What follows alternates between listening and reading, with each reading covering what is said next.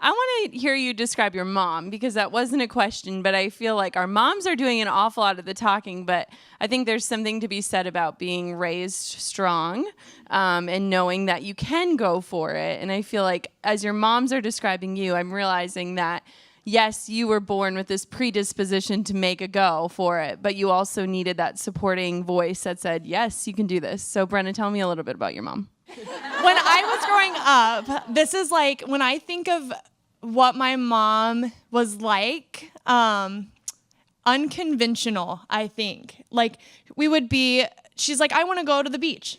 We'd go to the beach.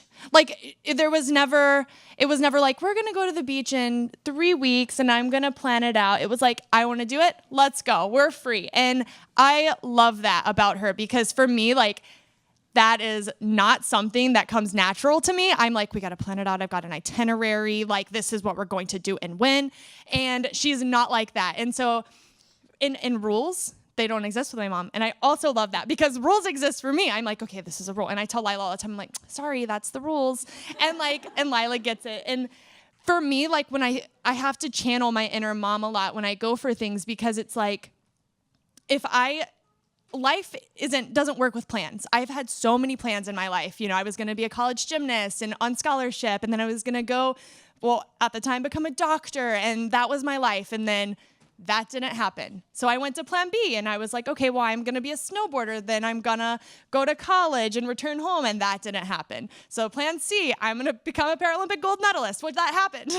But my point is like, plans and rules and itineraries, that isn't always how life goes. So I always have to channel my mom and think of things in, we're going for it. We're doing it. Time is now. Let's send it. So that's how my mom was, and she inspires me all the time to do that. I love that.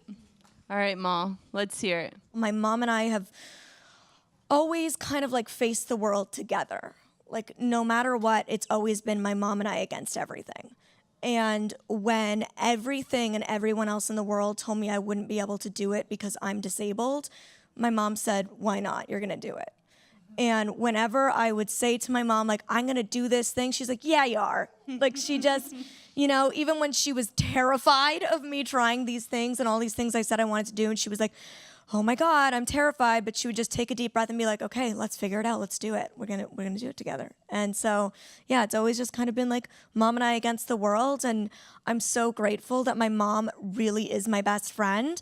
And even through high school, when that like wasn't a cool thing to say, I would still say it without shame. I was like, no, my mom's cool. Like, and she was always throughout like junior school, middle school, high school, everybody would be like, your mom's my favorite mom. Like, she was always the cool mom. She was always everyone's favorite mom. And so I always got to be proud to be like, yeah, my mom's my best friend. And now we work together, we live together full time. And that's, you know, it's not cool at 25 to be like, yeah, I live with my mom, but actually she lives with me. I pay the rent, yes. So, yes. You know, technically speaking, I'm her boss and she lives with me. But I like feel so lucky that I get to travel everywhere with my mom and like continue to just be best friends and face the world together no matter what. I love that. I know. Your mom is pretty cool, for the record. Oh, thank you. Me and my mom and sister and the babes went to California a few weeks ago, and I've been thinking about parenting in such a different way, obviously, now that I'm a parent. But I have an older brother and a younger sister, and we said that my mom did a really good job of like letting us just be us. And so we're all very different. We all have very different passions, but she has such precious relationships with each of us. And even yesterday we were talking, we went to this amazing speakeasy bar, which was the weirdest thing, having a baby in the bar. But it was fun.